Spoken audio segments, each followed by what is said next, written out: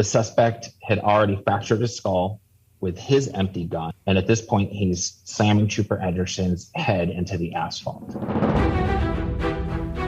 Hey there, self-defenders. John Correa is proud to be an ambassador for Heckler and Koch pistols. The entire active self-protection team loves our HKs, knowing that we can drag them all over the country, shoot thousands of rounds a year through each one, subject them to very little care, and they will always go bang. Incredibly reliable and a joy to shoot. Please visit them at hk-usa.com, hk-usa.com, and tell them the Active Self-Protection Podcast sent you. Hello and welcome back to the Active Self-Protection Podcast. I am your host, Mike Williver, your favorite former Fed. With me today, my friend Thomas Yoxall. Thomas, how are you? Doing well. Thank you for having me on the show, Mike. It's great to have you. For those of you who don't know, Thomas was in a, I wouldn't call it a defensive encounter, but a protective encounter almost. January 12th, 2017. He was traveling on I-10 near Tonopah, Arizona, and observed a DPS trooper, Arizona State Trooper, in a bad situation and had to get out and defend him using a firearm. And we're going to talk about that, but we're way more interested, as you know, in what happened before that and what happened after that. Thomas, tell me, where did you grow up? Did you grow up in Arizona? Yeah, so I'm a true Arizona native. I was born in Phoenix and raised in Glendale. Grew up my entire life in Glendale. Bought my first house in Glendale, then the next one in Peoria, and now I'm in El Mirage, Arizona. So I just kept kind of going in a northwest trajectory. Right. So I love it here. It's my home state. So you growing up, talk to me about your family, your mom and dad, your situation there. What was that like? Well, not to be too exposed, but my childhood wasn't the best. My earliest memories up to 15, 16 years old, I was traumatized by my mother. And it was hard. I took the beating for my younger sisters too, because I didn't want them to be touched. And it was just rough. I mean, it was what it was. And it's hard to talk about, but yeah, just going through what I went through and having not only, and especially in my home, every time, I would turn around almost, I sometimes would provoke. So my sisters would be left alone if I thought that they were in trouble. So at a very young age, I had always assumed that role of defender protector. And when you're going through that type of thing, you don't necessarily understand why. And you can get pretty jaded about things. But looking back at it now, those things that I went through, they led me to that morning. I firmly believe that, especially back, as a child and a young teenager, having a strong faith with God and then losing that just with different things that had happened, loss of friends at a young age due to drunk driving accidents and suicide, and just getting very despondent, not having anybody to talk to, and then coming back to my faith. And then it all kind of culminated there that morning of January 12th. Mm-hmm. It was very galvanizing in a lot of different ways. And one of them was definitely spiritually. And I don't like to discount that fact, because people should know the truth about the story and, how it affected me and what brought me there. So, and that was definitely one of them. Yeah, I don't know you well enough to know your particular religious faith, but we are Jesus followers here at Active Self-Protection. Yep. We let that flag fly pretty high. We don't shy away from that kind of talk around here. No, I tell people all the time, Jesus is my Lord and Savior. I'm not bashful of saying it. And to go through that type of experience, for those who aren't, you kind of have to be a little bit, because I saw the devil that morning in that man's eyes, and to see the devil, you have to believe in Jesus. So, it's just one of those things. But yeah, it was definitely galvanizing to my faith. So, yeah, you and I could swap stories about our biological mother and the trauma inflicted on us, I'm sure. But that's a story for another show. But at the time, yeah, it's funny you say that you would provoke just to draw our attention away from your siblings. And I developed a sense of humor when I was 5 and 6 years old, trying to say, hey, look at me, laughy, jokey, play the piano, do something to distract people from each other, from trying to kill each other all the time. So talk to me about your younger life, teenage years, early 20s. Like, what were you doing? Did you go to college? Were you a tradesman? What did you do back in the day? My old man was blue collar, so it was kind of in me. And, his old man was blue collar. And from the age of 5, he actually had started teaching me how to shoot. And at the age of 6, I started hunting with him. So I did a lot of stuff with him. and we scuba dived together, did a lot of camping and stuff like that. I went to Glendale High School, went to GCC, ASU, kind of that I would say the garden variety route. The natural progression. Yeah. I was offered a job as a plumber's apprentice while I was in college shortly after, and I loved it. I loved working with my hands, and it was commercial industrial work. So we were working on generating stations and water reclamation stations and building surge stations and all kinds of commercial stuff. And that's just where I stayed for 16 years, almost. And I looked at it as there was no shame in having to wash my hands after a hard day's worth of work. And I used to tell my kids that. And, if they wanted something extra, I'd make them either do like side jobs with me or cut the copper joints, and they could have all the B copper, as we put it, for recycling. But I looked at it and I was building America one building at a time. So I was very proud of my trade. I took the time to get my journeyman's card, which isn't required in Arizona. Got my OSHA certifications, competent person, trench safety, all these things. I just took it very seriously. But March of 2015, I woke up and I realized I was done. It had run its course. At that point, I actually dreaded going to work every day. I printed out transcripts from when I went to ASU, and I saw an advisor, and I went back to school. And the next day I gave my resignation and cleared out all my jobs and did the right thing by the owner of the company, and never looked back. And from that time, for almost a year and a half, I was just doing Spartan races and school. And then out of the blue, I get a call from Executive Towers, which is a mid-rise condo facility in Midtown Phoenix. They said mid-rise. It's 22 stories, so I called it a high-rise, but apparently I was mistaken. And so I was maintenance supervisor there, and they wanted me for my construction expertise. They had a lot of big projects, and I had a good crew that did work orders and with the residents and stuff like that. And, the general manager knew I was in school, and that was my priority. So he gave me lots of leeway when studying time came for, tests and semester finals and stuff. And that's actually where I was employed the time of the shooting. Ended up leaving shortly after that, actually. So, and I've been doing freelance photojournalism since May of 2017. I fell into photography by accident, to be quite honest.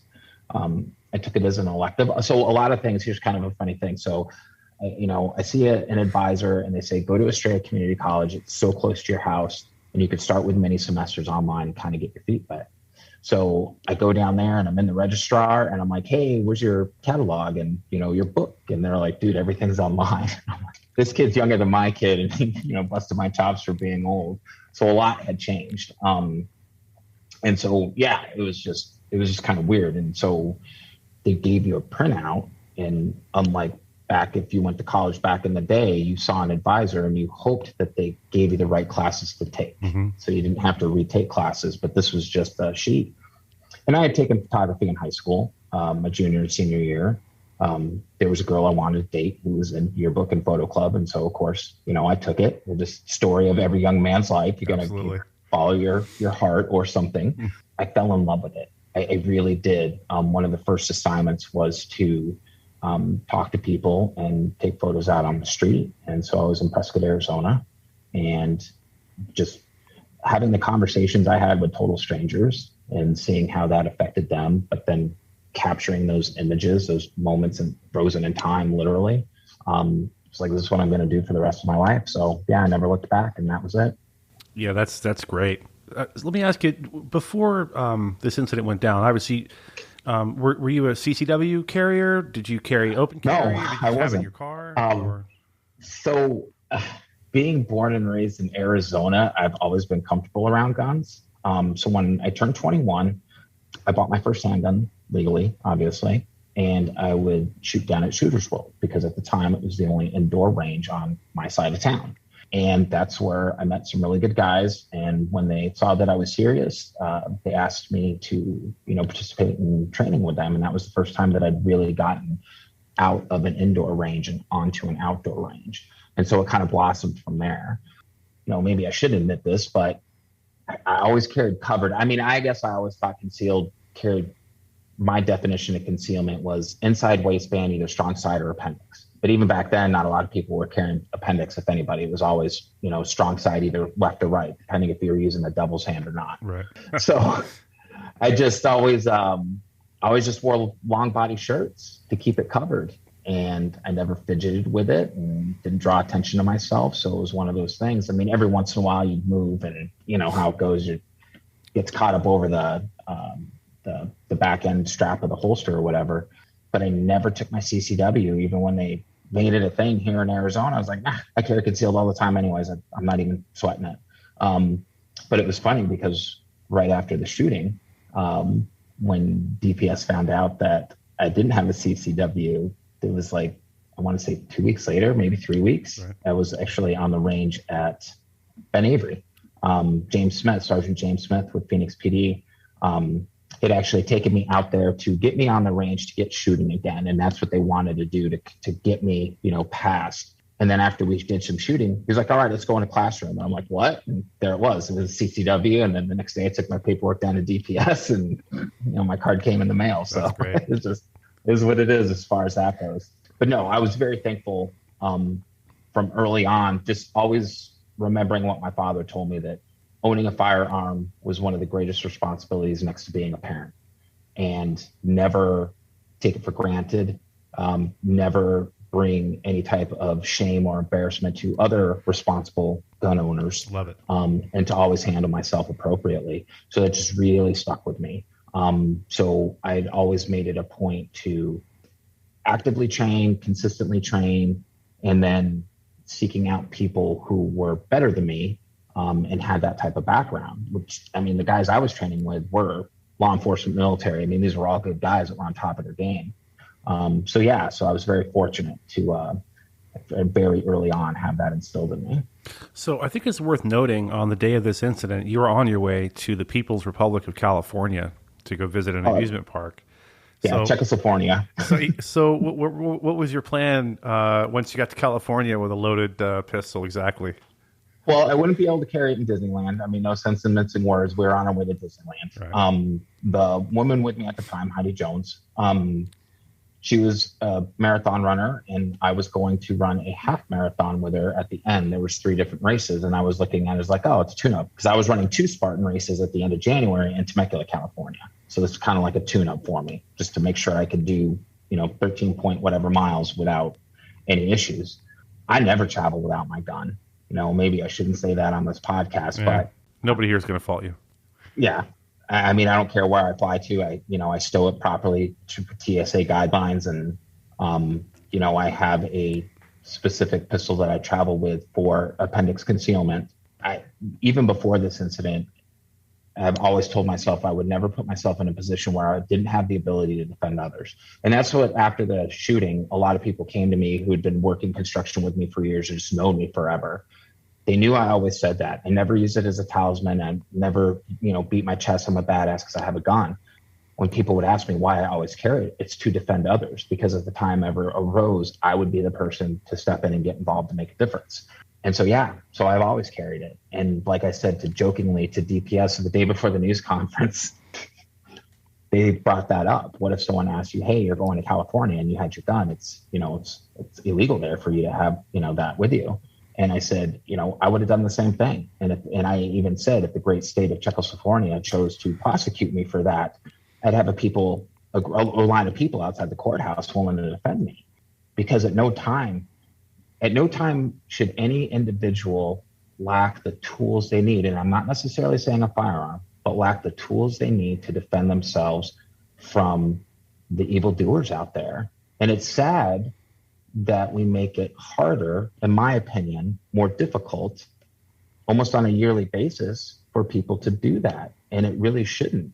With all the things that we squabble about that I don't necessarily agree with, that I look as insignificant in the larger picture of things, and what we say are fundamental rights, we have a fundamental right to defend ourselves against people who mean to do us harm, or me, you, people like John, other people we know like-minded, have the right to be able to defend people who can't defend themselves without fear of reprisal from those who still deem it as being bad.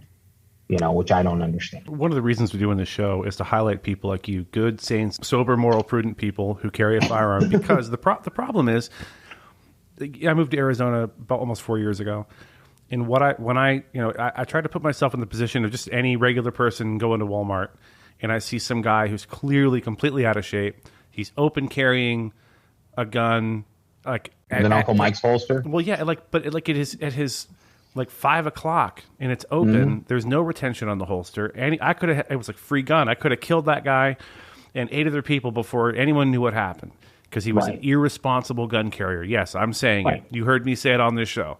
And so I'm hoping to promote the idea that just regular people, like, first of all, you're the second plumber I've talked to in 2 weeks. We talked to Stephen Williford from Sutherland Springs, who is a commercial plumber, by the way, fun fact. And just, just a guy who's doing photography on his way to Disneyland. And if you had not been there, I think the DPS commissioner said he's convinced that trooper would not be with us today if you'd not been there. And I'm hoping people will tune into this who aren't necessarily gun people, in quotes, and will hear reasonable people talking about why it's a good thing for other reasonable people to be able to defend themselves and carry a firearm. That's 100% what this show is about. So on the day of this incident, you're on your way to Disneyland. Not Disney World, folks. Disneyland. It's the happiest place on earth, I might add. Right. And it's about what time when you come across the police car? So when we come up on Trooper Anderson, it's approximately 04:30. Okay. It's January 12th, so it's pitch black outside. I mean, it's wintertime. I believe the ambient air temperature was 4 degrees, so it's cold. And what had happened was, anybody who knows the area and has driven to California, and I don't care if you're going to Yuma or San Diego via Interstate 8 or you're pushing on to Anaheim, there's I-10 and Miller Road.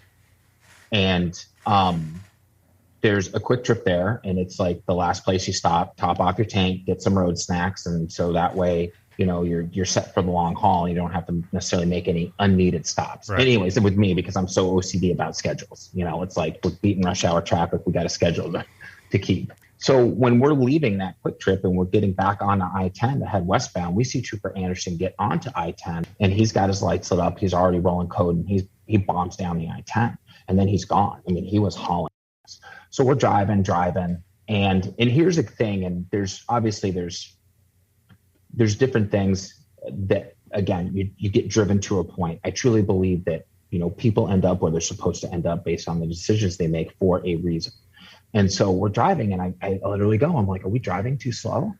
It feels like we're driving slow. And I look down, and I was driving, 65 miles an hour. Well, the speed limit's 75, and I drive 83 with the cruise control on. So I speed up and reset the cruise control, and we're driving. And now we see his lights in the distance, and that section of I-10, it undulates. So we could see his lights and they dip back down, and we see his lights and dip back down. Well, then at some point I noticed vehicles in the number 2 lane coming over to the number 1 lane. So the first thing I think of, there's an accident and he's in the right shoulder, so we need to slow down just a little bit. So I click off the cruise control and I'm feathering the gas, and then I notice his flare pattern. And to me, that flare pattern meant, oh, there's an accident. And now I'm starting to slow down a lot because I'm worried about road debris. I'm worried about causing another accident. Sure. I don't know what the scene I'm coming up on. So by the time we get up to the rear part of the flares, I'm straddling the left shoulder in the number 1 lane. And when I say cars were moving over, there were several cars that passed Trooper Anderson before we even got there. Not one of them called 911. There was 911 calls before the fact reporting a single vehicle accident, but no one actually calling 911 to report what was going on. I think you give the average person way too much credit for being observant. I guarantee you they're looking straight ahead. A lot of people said that. So as soon as we get up to that fair pattern and we're right on his cruiser, we see what's going on. And at this point, Trooper Anderson, and I didn't know this, but knowing what had transpired before we got there, Trooper Anderson had already sustained a gunshot to his right shoulder. It blew out his shoulder joint. It came down and exited low right side. The suspect had already fractured his skull with his suspect's empty gun, slide lock back. And he was on top of Trooper Anderson. And so for the people listening to this, seriously think of a UFC fight where the one fighter has the other one full mount. And at this point, he's slamming Trooper Anderson's head into the asphalt. And I looked at Heidi, I tell her to call 911. And at that moment, you know, I'm 48 now, 4 years ago, so 44, 22 years of training kicks in.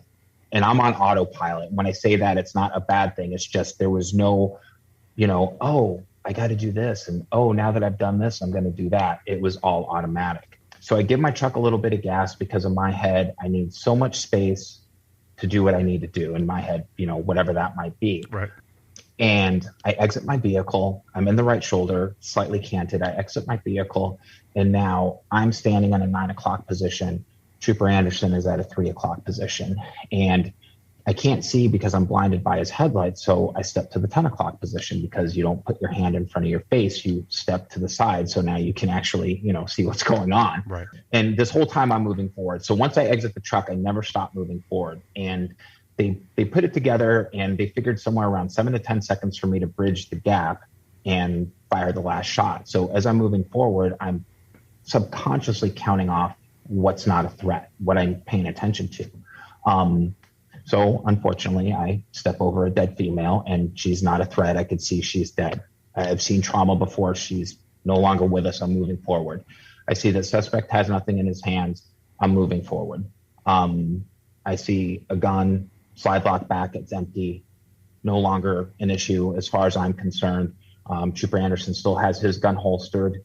And I'm thinking, clear line of fire, clear line of fire. I don't want, Trooper Anderson in my line of fire. By this point, I had worked myself in the 12 o'clock position. I'm about 15, 20 feet away. And I call out to Trooper Anderson, Trooper, do you need assistance? He gives the affirmative.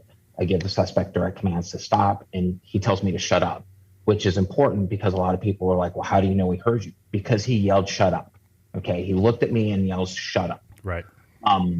So now at this point, I had positioned myself roughly in the 2 o'clock position, 2 o'clock position. Suspect reaches up his hands to pummel Trooper Anderson again. And it was at that point, I was already in the close ready. From the time I exit my truck, I'm in close ready. But it was at that point I pushed forward, 1, 2, 1, 2. I fired 4 times. I hit 3 times. And then it was over. It was done. I kneel down next to Trooper Anderson. I go right into first responder mode. I told him that guy's not going to bother you anymore. My name's Thomas. Where are your injuries? At that point, Heidi had got off the phone with 911. She's right there. I tell her to grab his first aid kit. And now, let's start doing what we need to do to minimize the bleeding and everything like that and get a full assessment. And it was crazy. And it seemed like it took an eternity for Sergeant Westick to show up. He was the first trooper on the scene.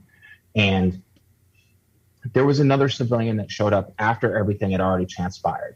And, I don't need to call them out or anything like that. Everybody reacts differently, but I'd already had control of the scene and I'm waiting. I know that first responder, that first officer is going to show up. So in my head, since there's no other threats, I put my firearm in the right shoulder. And I know as soon as whoever pulls up, they're going to come out drawn down. Right. And Sergeant Westick was. I mean, he rolled out of his cruiser with his rifle already slung in the low ready. And my hands go up and I say, my name's Thomas. This is Trooper Anderson. He has a GSW to his right shoulder. There's your dead suspect, dead female approximately 60 feet behind me.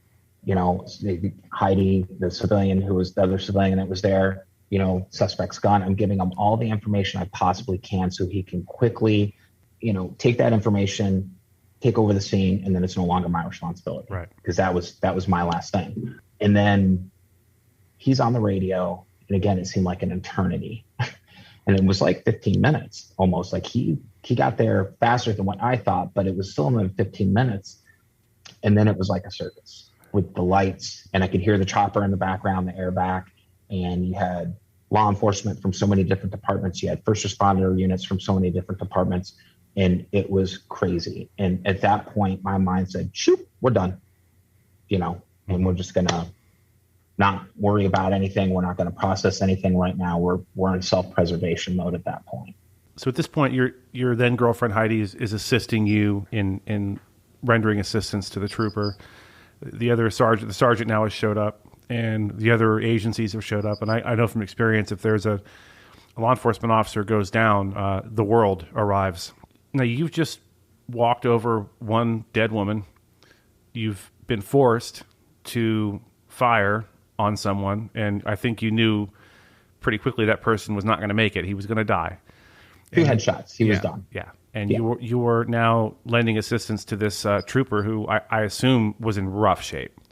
Yeah, he was. When you say your brain just shut down for a while, I know exactly what you mean. I know exactly what you're saying when you say that. Your brain just says, okay, I don't need to be on high alert right now. I'm just going to shut down for a while. We're going to go into hot standby, not think about anything. And you hit it on the head. Can't process this right now. This is still happening. I just need to take a deep breath. Tell us about the initial interaction with the troopers and investigators. Did you deal with, does DPS have a homicide division, or was it Phoenix PD or Maricopa County? Well, they have their investigative division. And it's kind of interesting because DPS runs forensics for a lot of different departments too. They have a great crime lab, one of the best crime labs in the nation, actually. So very well respected. In my head, when I say, shut down, is I'm not going to process, but I'm still running everything very logically. Emotion is completely checked out. I get it. And it's like, okay, in my mind, it's clean shoot. I gave suspect direct commands. Officer said he needed assistance. This is a life and death situation. If I don't know, definition of a good shoot, this is it, and I don't want anybody to sit there and think that I relish the fact that I had to take another person's life. I wish it would have ended differently. Okay. That is going to be with me to my dying days. I've made peace with it with the help of my pastor and talking to other people, but I still had to take a life to preserve a life. And I would never want anybody else to be placed in that situation. So, as I'm going through that, I'm okay. I'm like, okay, I got nothing to worry about. And so in my head, I don't. But they had separated us because technically it's a homicide scene. Right. And so everybody's in a different cruiser. So now I start having concern for Heidi, rightfully so, because of what she just witnessed. And now I start having guilt because I gave her no choice of being put in that position. She was along for the ride, whether she wanted to be or not. Right. But then I also start writing that shitty first draft in my head. If Trooper Anderson doesn't live, it's my fault because I didn't respond quickly enough, because I didn't render aid properly enough after, I eliminated the threat. And so in my head, I'm already beating myself up. You should have moved quicker. You should have aimed better. Just all these things I could have done differently. Dude, not even 20, 30 minutes had passed since DPS, Buckeye, Pure, whoever was in the area to respond. And I'm already crucifying myself for not doing a good enough job. And then it was at that point, shoot, the wall goes back up again. And now I'm just sitting there in the back of the cruiser. Sergeant Westick's actually running the multiple IDs they recovered from the suspect at this point. I asked to see Heidi to make sure she was okay. They're like, okay, well, we're going to put you across the street in a first responders vehicle. And I'm not sure what department it was from, but it was a Ford F-350, had all the paramedic stuff on the back. It wasn't an ambulance. It was more like a utility bed, like one of my old work trucks, you know? And I'm sitting there and, at that point, a partial adrenaline dump. I'm wearing shorts and a hoodie because I wanted to be comfortable for the drive. And so now that 40-degree weather is starting to make me a little cold. Right. And it was actually at that point, a female first responder says, "Oh my God, you're a hero." And I'm like, time out. I'm not. We don't use that word around me. I just reacted, and it was at that point, it also hit me. And I literally said, this is God's work. This is God's doing, give thanks to Jesus Christ, because this is, he got involved, and I knew that, and I didn't want my name. And now I'm starting to think the media, I don't want anybody to know who I am. Oh my God, I hope they don't see the license plate on the back of my truck. Good luck with that. I'm thinking about, I didn't want them bothering my kids or anybody else I knew. I'm my grandfather's caregiver, and at the time he was already living with me. So I'm like, God, I don't need media beating on my door. My grandfather's going to go, well, what the hell are you talking about? I just texted my kids and I said, hey, I was involved in something. And a couple of my other friends just that I knew weren't going to say anything, right? But smart enough to figure it out. I was involved in something. I'm okay. I can't talk about it. Just if anybody calls, asking questions about me, just hang up, don't talk to them. I got very paranoid about that. And then a little time had passed. And at that point, they moved me back across the street. So I was on the south side basically in the left shoulder. They moved me back to the right shoulder area and put me in an actual fire truck. And so now I'm in there. And then now people are coming up to me going, are you okay? Is there anything we could do for you? Oh my God, you're a hero. Oh my God, I've known Ed for 15 years, 18 years, 10 years. I've known Ed. We went to the academy together. There was a gentleman, so these are people that are not only happy, but they're also trying to fight back their emotion. Sure. And asking me all these questions. And now I'm getting to the point where I'm starting to freak out again because I'm looking at my watch going, if we can get back on the road, like maybe 6:30, I could beat rush hour. We could still make this work. Yeah. I'm in complete denial about everything that's transpiring around me, even though I know it happened. And so I start telling people, well, yeah, my coffee and my skulls in my truck. You want to grab that for me? That would be a big help. Oh, no, we can't do that. It's crime scene. Well, then stop asking me. But then it's the little things. I realized my hands are sticky. And so I look at my hands, they're covered in blood. I can't do anything about it because I got to swab them. It's evidence. Yeah. They got to do all that stuff. And no kidding, I finally realized I had a cam skull in my pocket, and even with sticky, bloody hands, I freaking took a monster hit. I needed it. Yeah, just one of those things. So at some point, Detective Lamb with DPS comes up to me, and he says, "Hey, I'd like to take you back to Buckeye to answer some questions." And he was very polite. He said, "You don't have to go. This is completely voluntary." And then again, in my head, I'm like, let's go. Let's get this done and over with because I want to be on my way. But Heidi was very nervous. She was worried that they were going to arrest me. For whatever reason, that was her big fear, that they were going to arrest me. And in my head, I knew it wasn't going to happen. I was that convinced that what I did was the right thing. So they take us back to Buckeye PD, separate vehicles. We get there. They bring us in one at a time for questioning.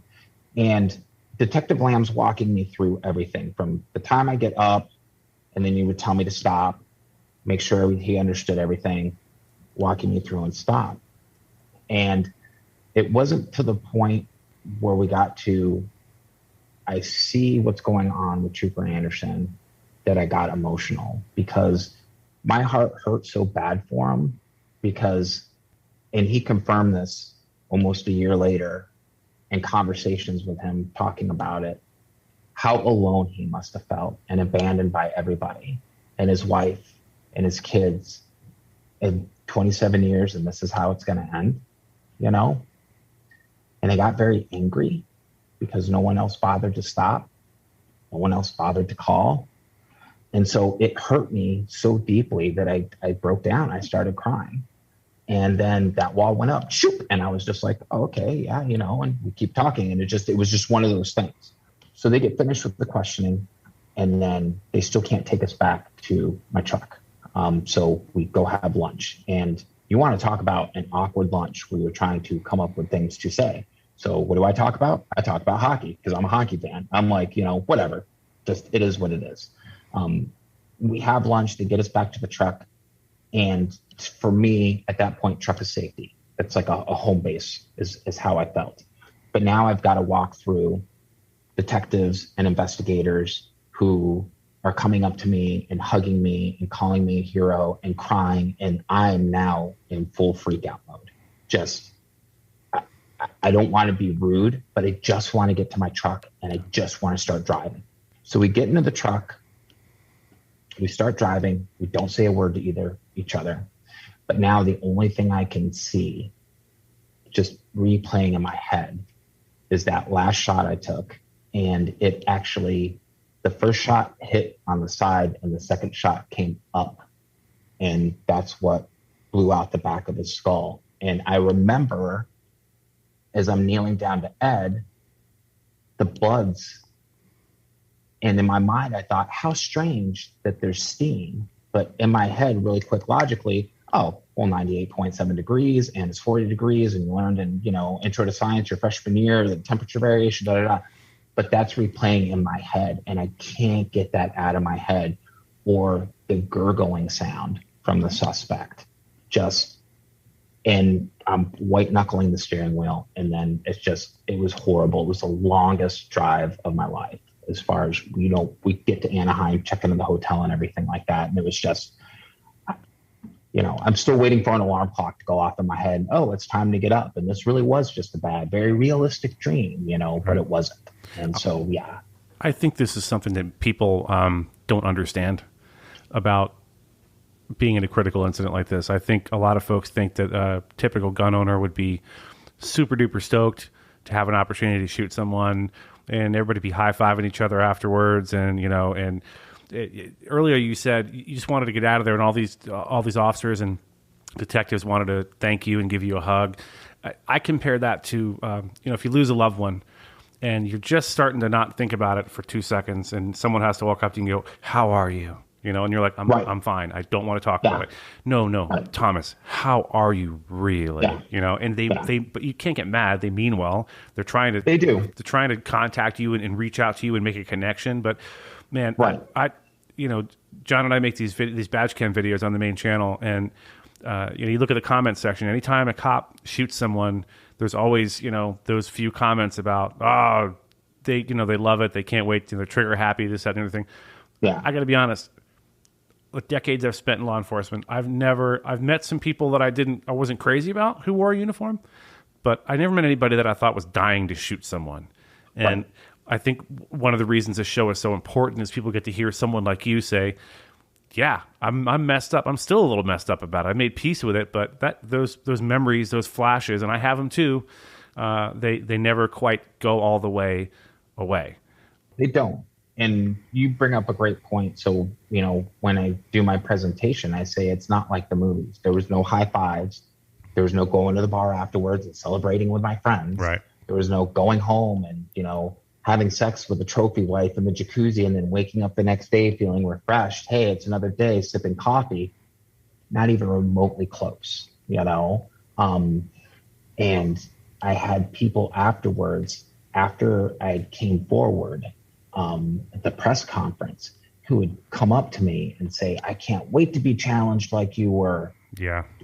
I can't. Okay. So one, if that's your mentality, you shouldn't own a gun. 100%. Do yourself a favor right now, my friend. And no, you don't. You don't know what you're talking about. Right. And there's been times, I work at C2. I do photography and video for them, and I have for quite a few years now. I love Gina Wagner to death. She's an amazing person. I'm thankful to be able to work with her. But when I'm there and they're doing a CCW class, the instructor will be like, hey, Thomas, we just talked about you. You want to come talk to the class real quick? And I'm like, are you sure? Not really.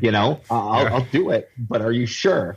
And every time at least one student goes, this isn't for me. Can I get my money back? Sure. I want no part of owning a gun. Perfect, by the way. Yeah. Go to the counter. I'm glad you realize that now and not later when it could have ended horribly for you.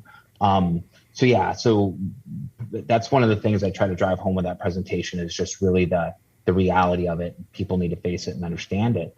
And I didn't follow social media, and I really still don't these days, even though I need it, for photography and video. Sure. My kids did, some of my close friends did, and there were some comments, why didn't you shoot him in the leg?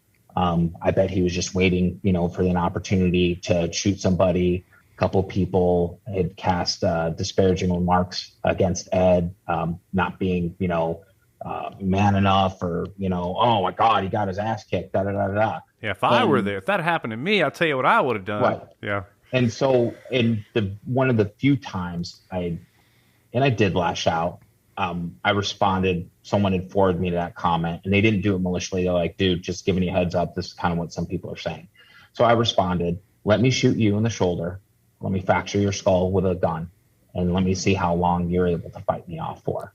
Okay. Ed fought for about 4 minutes. 4 minutes is a very long time, ladies and jelly spoons. That is no joke. Eternity. Yeah. And so one of the things Ed said to me is just he didn't have anything left, and he had almost completely given up. And then he heard my voice, and he knew it was going to be okay.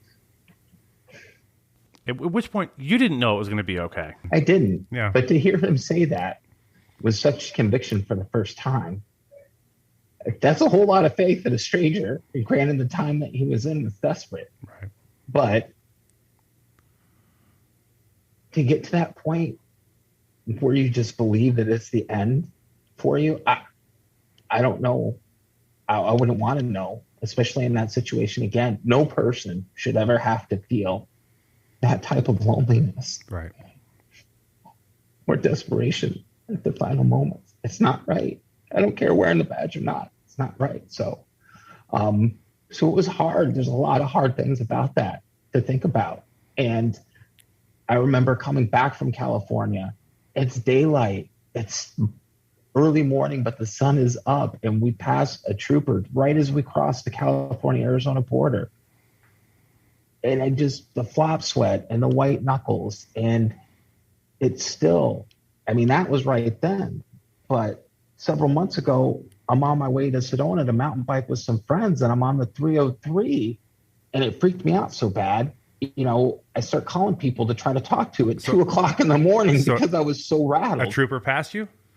No, I passed a trooper who had someone pulled over on the side of the road. And it freaked me out so bad that I actually jumped over the dirt median in my truck and drove all the way to the next exit and looped back around to go by and make sure he was okay. Right. Like, it hit me that hard. Those are not ghosts that I want anybody else to have to live with, and it's not anything that someone should want to try to handle or manage and be tested or anything like that. It's not good. It's no bueno. So like I said, some days it's on the doorstep and other days it's another lifetime. I don't know any better way to put it. I've said this a few times before.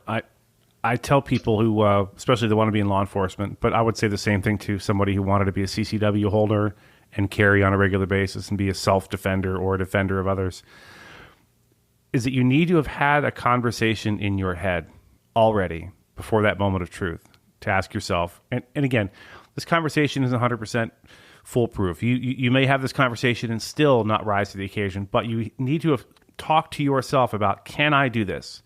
Right. If I come across a situation where I need to pull a trigger and potentially end another human being's life, am I capable of it? And I think if you search your soul as an individual, you know the answer to that already. And if the answer is no, don't do it. Don't carry a gun.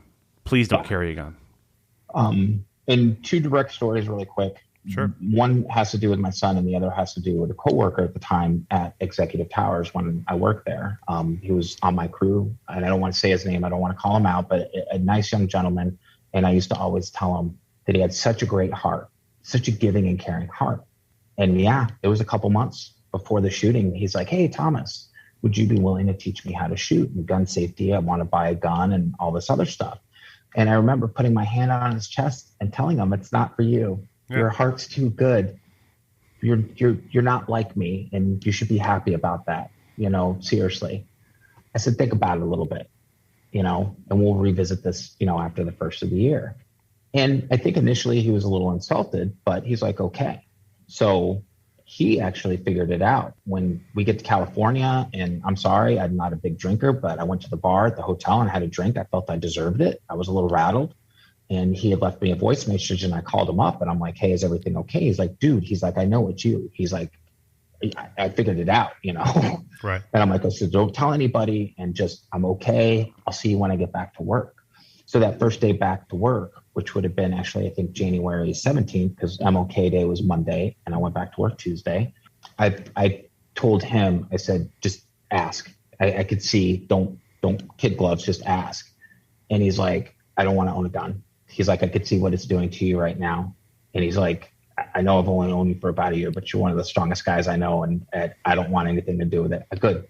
I told you, your heart's too good, right. And very similar with my son, he, in his senior year of high school, wanted to go in the military and then from military do law enforcement. And so I had to have a come to Jesus talk with him. And he got very hurt. He took it as like, I didn't think he was man enough. But I told him his path was different than that. And he was too good of a person and too big a heart. And it was probably close to 10 days before I saw him after the shooting. He came to the house and he said something very similar, that he understood and that I was right, that he could never do that and he wouldn't know how he'd be able to live with himself. So, and I think that's good for people to understand. And like you said, search your soul and be very honest with yourself as far as that. Not everybody, and I think that's a misconception that gun owners have. I think it's a bad stereotype. People who aren't gun owners feel that gun owners think that everybody should own a gun. Okay. I don't. I know a lot of responsible gun owners that don't feel that way. Whether you have the right to or not, that's not what we're talking about. It's should you. And being a protector, a defender, I know some guys like to use the term tip of the spear. I don't necessarily like that too much because you can be very much that person, but having empathy and defense, and you don't have to necessarily be violent to be a defender. Not everybody's cut out that, just like not everybody's cut out to be a teacher or a doctor or a lawyer or a commercial plumber, you know. I definitely believe in the philosophical writings of Carl Jung. We're all born with that archetype. And if we just embrace that, we'd be a whole lot happier, just be who we are, what we're meant to be, as opposed to trying to be somebody that we're not. To thine own self be true, I think someone once said. So, folks, if you're finding this discussion interesting, and we're going to start talking about gun control and gun rights and stuff here in a second, make sure you stick around after to hear me discuss some current Second Amendment issues with our friend Stephen Gutowski from thereload.com, and that'll be up right after this episode is over. So, researching this a little bit, I don't do a ton of research. I just want to get familiar with the people I'm talking to more than I am. So if you run a Google search on Thomas Yoxall, what do you think comes up? What are the first few things you think comes up? Got into a shooting, right? He was in a shooting on the side of the road. Hero saved a DPS trooper. The second thing that comes up is of suggested searches is Thomas Yoxall passed. Like, who is this guy before? And then Thomas Yoxall gun control. So you click on that and you get CNN or some other place going, well, he's for guns, but he believes in gun control. So you're on the show now. Tell us what that means when people say you're for gun control, because that's pretty vague. It's like saying I'm for Christmas. You know, well, yeah, everyone's for Christmas. What does that mean to you? So for me, gun control is more responsible ownership. Now, I believe in our Constitution, our amendments. And just get that out of the way so nobody has. I don't pick and choose. Right. They're there. I support them, whether I agree with them or not. We can't have the First Amendment without the Second Amendment. 100%. That's what keeps the First Amendment. Okay. Being a photojournalist, I prize the First Amendment as well. But I feel that just like not everybody should be given a driver's license, and if they do something stupid when they're driving their vehicle multiple times, that privilege should be revoked until they learn how to be a better driver. I think gun owners themselves, and we can't do anything to regulate that, but if you're going to purchase a firearm, you can't buy it and put it in your drawer. You can't buy it and get the crappy Uncle Mike's holster and wear it on your leather belt and it's sagging down, about ready to fall on the ground. These are all very irresponsible things.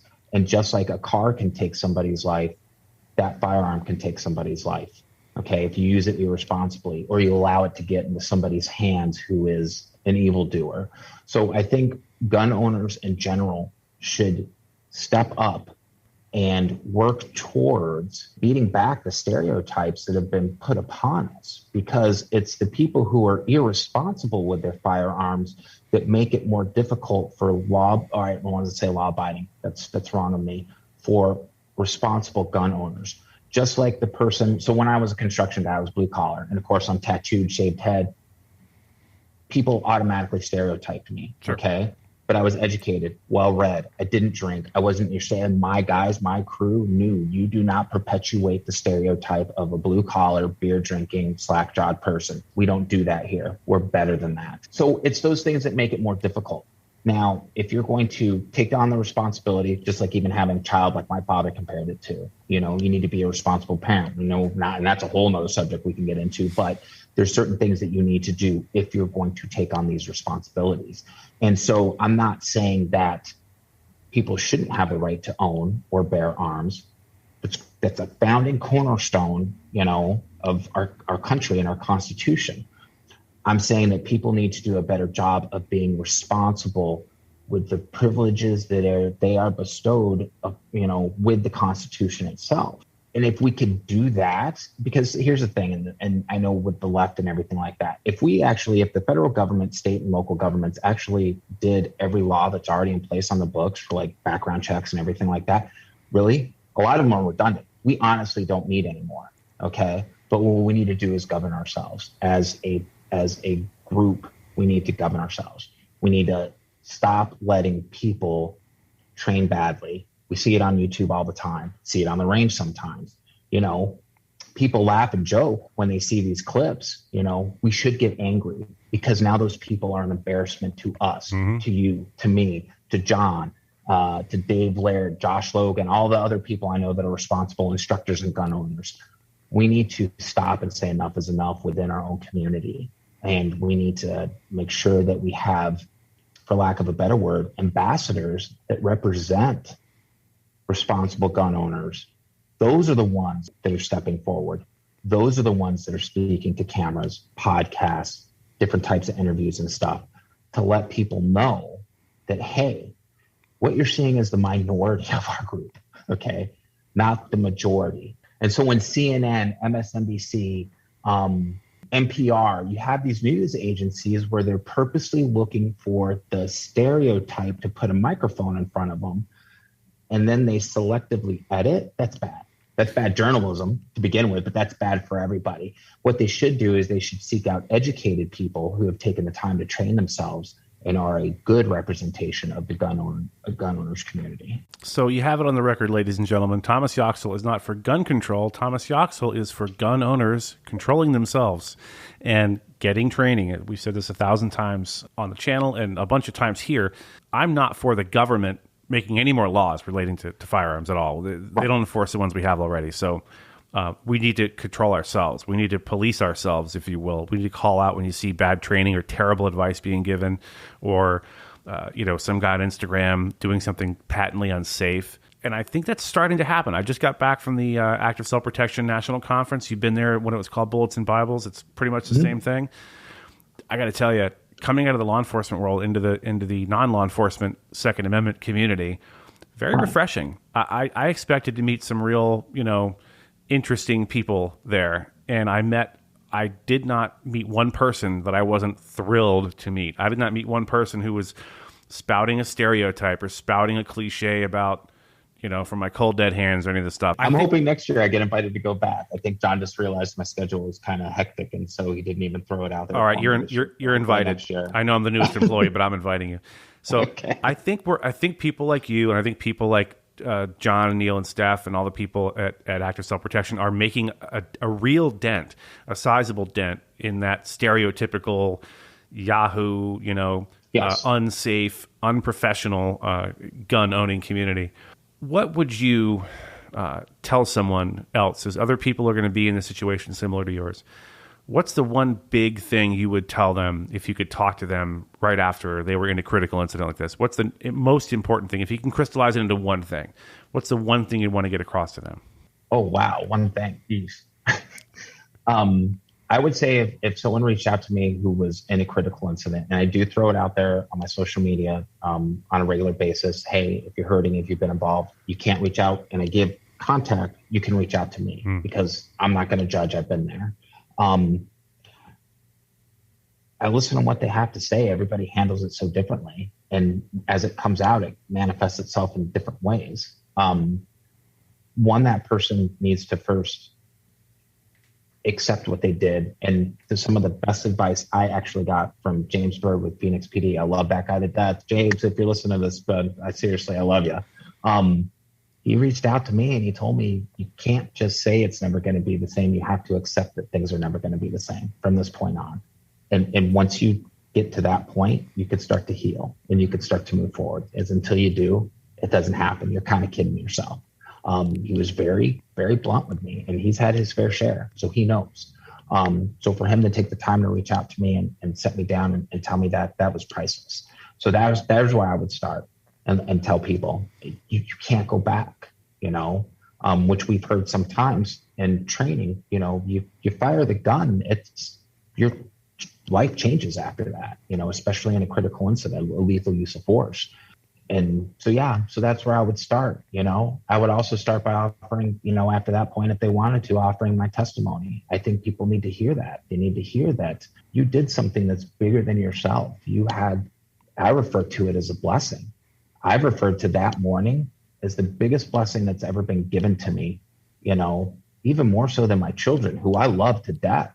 But for God to choose me and to be able to save a person, are you kidding me? Who am I?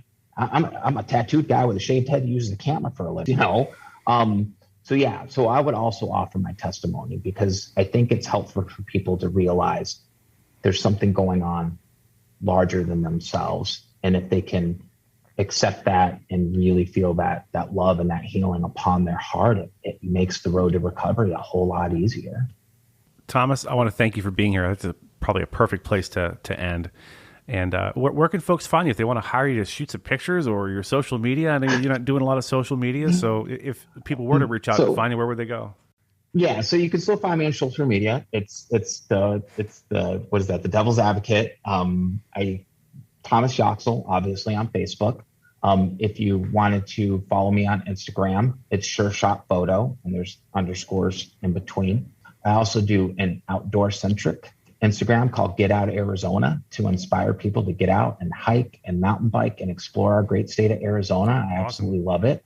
I've got a really good group of people that follow me now. It's nice. And it's great to share those adventures with people and hear how that's helped and changed their lives. And then I have my YouTube channel for Get Out Arizona, which pretty much everything at some point, the day it gets shared on a specific social media platform, it goes right to my Facebook, Thomas Yoxall. So, everything gets funneled there. Awesome. People can reach out and message me through there. I'm on LinkedIn, Twitter, blah, blah, blah, all the standard stuff. But yeah, I don't do weddings. I don't do baby photos. I don't have the temperament for it.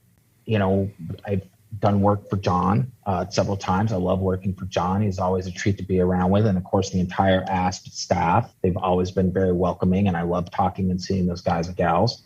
I've done countless hours of ride-alongs. I do work for, like I said, C2 Tactical, Department of Education.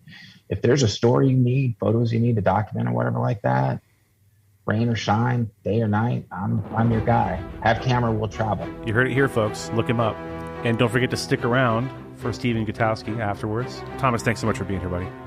No, thank you. Seriously, I'm very humbled by you having me here. Bye-bye. Hey, friends, this is John Correa. If you like the podcast, if it is bringing you value, do me a favor. Just rate the podcast and leave us a rating and a review. It really helps us out. All right, folks. Again, with us this week for the Gutowski Files, Steve Gutowski, founder of TheReload.com, host of the Weekly Reload podcast. Stephen, how are you? I'm doing pretty good. How are you? Not too bad. We've been talking before we press the record button here. We've been talking about a lot of things, not the least of which is that you were able to attend in your role as a hard-nosed investigative journalist. You were able to attend the NRA membership meeting, which wasn't quite as big as the normal annual membership meeting, say the one they had to cancel in Houston due to COVID. A little bit smaller this time. And lo and behold, they managed to re-elect Wayne LaPierre, this time to be the executive vice president and chief executive officer, despite some pretty serious accusations hanging over his head. Do you want to tell the folks about that? Yeah, so there were actually two meetings. There was the members meeting, which is where the NRA membership, your average member can go to voice their sort of feedback to the executives of the NRA, and the NRA is supposed to, they give like reports to the meeting, to the members at the meeting, and then the members can propose resolutions. Although usually it's just kind of like more like a rally than a meeting oftentimes. And they just kind of give speeches. That was similar this time. The big difference was, as you alluded to, the size. There were maybe 150 people in the room, and that includes all the board members that attended, their family, and staff. So they got pretty close to that. They need at least 100 people at a members meeting to have a quorum. And remember, the NRA has, or at least claims to have 5 million members. So only getting maybe 100 to show up is not great, I would say. But that meeting went extremely quickly. It might be the fastest members meeting they've ever had, because there was one resolution introduced by a guy named Frank Tate, who was calling for the resignation of Wayne LaPierre and other executives over the allegations that they've diverted millions of dollars worth of NRA funds to their own trips and clothing and private jet flights and all that stuff that people hopefully have heard of at this point. It's been 2 years of this whole fight. But that got voted down pretty much immediately. About 10 people in the room voted to debate it. And then the rest of the room voted to not talk about it. And the meeting adjourned. Then they went to the board meeting later that afternoon, where Wayne was reelected by the board itself. But for the first time in a long time, he did not run unopposed in the election for the executive vice president. Philip Journey, who's a dissident board member who's tried to have a court-appointed examiner look at the NRA's finances, and he's been highly critical of Wayne LaPierre and other members of leadership to this point. He nominated another board member, or at this point, he's a former board member, Rocky Marshall, who is also trying to intervene in the New York case against the NRA in order to unseat leadership, essentially. And so they held a recorded vote. Usually they don't do that. Usually it's a vote by acclamation, which is kind of like a voice vote. Okay. So they don't record who votes for who. Well, usually, I mean, the way the NRA board works with elections is basically they have a nominating committee, and that committee decides who's going to be on the slate of people who are up for election. The nominating committee being made up of board members? Yeah. And the nominating committee also is the one who gets to decide who makes it onto the ballot for the NRA board elections. So that committee kind of plays a big role in the makeup of NRA leadership and the board. The nominating committee put forward their slate of directors, and there's only one person at each position, right? So Charles Cotton was the one available at president. Wayne LaPierre was the one for executive vice president and CEO. And, Jason Oume was the one for the head of the Institute for Legislative Action and so forth. But this time, unlike previous board meetings where they'd just be voted in without opposition by voice vote, Journey nominated Rocky to be executive vice president, and they had to have a recorded vote. Now, this is a secret ballot, so we don't know who voted for who, but Wayne got 44 votes and won. Now, remember, there's 76 board members, so this math will come into play in a moment here, but Wayne got 44 votes, and he won in basically a landslide. Rocky got 2 votes, and then 3 board members abstained from voting at all. So if you're good at math, you've figured out that those numbers do not add up to 76. Not quite, no. And that is because I believe something like 27 board members did not attend this board meeting at all. I think you explained it to me like this. There's a core of actual board members who do board member stuff, and there's a bunch of other people. Can you kind of walk us through how that works? Because I think not all the board members are really involved in the day-to-day goings-on at the NRA, right?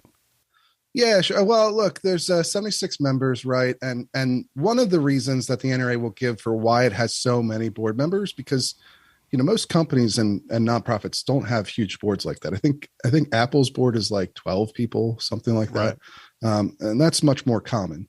But the NRA has a really big board. They say in part this is because they have a lot of committees that oversee different aspects of what the NRA does, like the training programs, the competition programs, things like this. So that's why you'll see like big competition shooters will often be on the NRA board.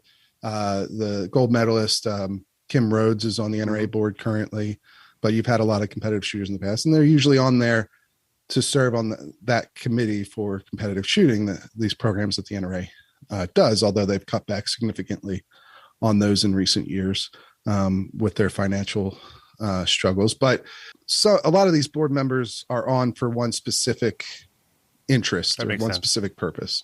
But yeah, there's so certainly there are some board members that play more influential roles because they're on things like the audit committee or the finance committee, right, that controls the budget of the NRA.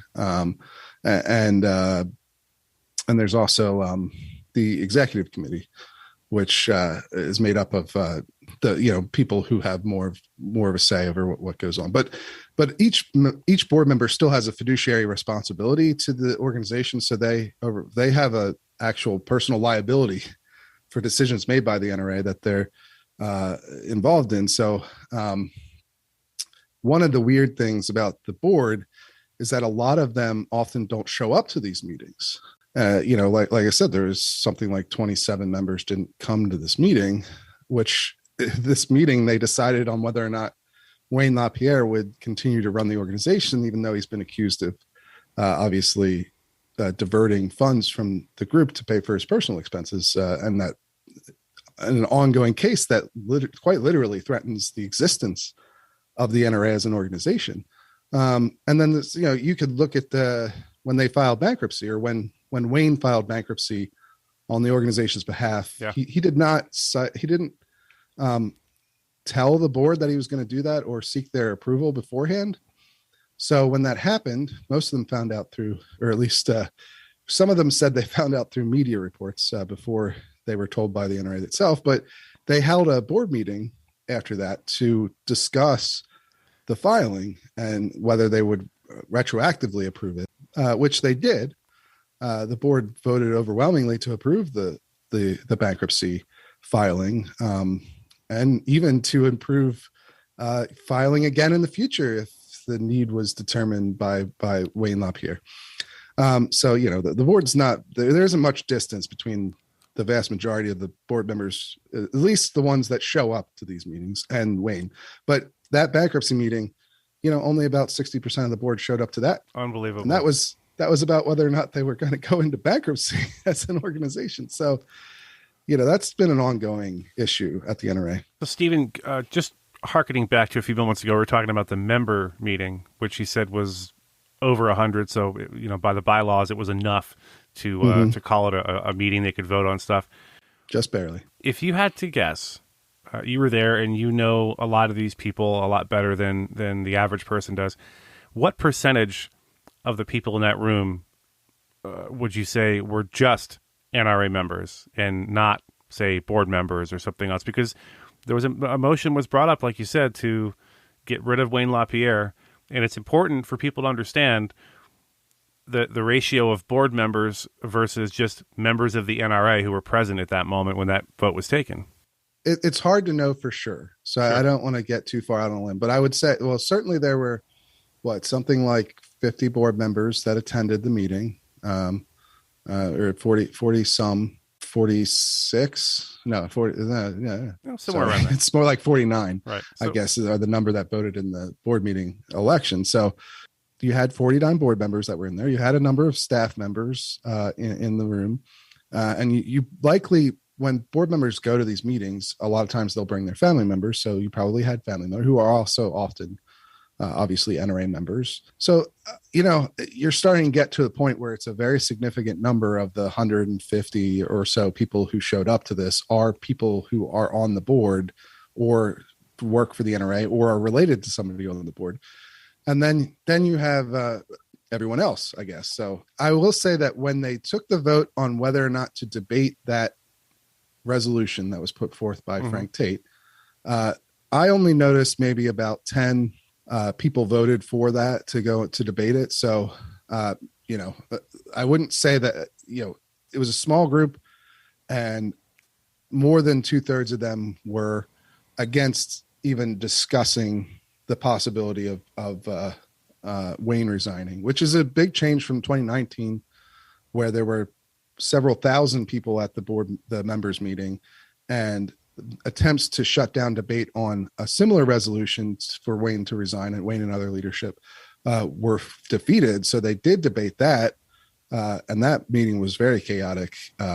And so I would say, and they changed the rules since then about whether or not you could photograph or videotape while you're inside at least for me personally, they wouldn't let me do it. So anyway, I don't want to overstate the amount of opposition present, because there wasn't enough to win the vote on whether or not to debate. But certainly the board members are allowed to vote in those decisions too. And the board members who showed up were almost universally supportive of Wayne. So that has a big play over how that vote went. I will say that Cam Edwards, who runs Bearing Arms and who used to be a broadcaster for the NRA, he was on NRA TV and NRA News I'm familiar with Cam for years.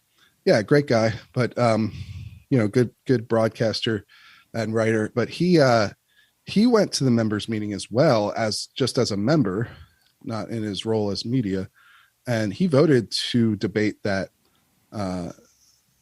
resolutions, and he wrote about that. If people want to check it out at Bearing Arms, I think he makes a good case for the view that both the Attorney General of New York, Letitia James, is a Democrat and has a long history of being very aggressively anti-NRA, and who has brought this dissolution suit against them, is not necessarily working in the favor of NRA members.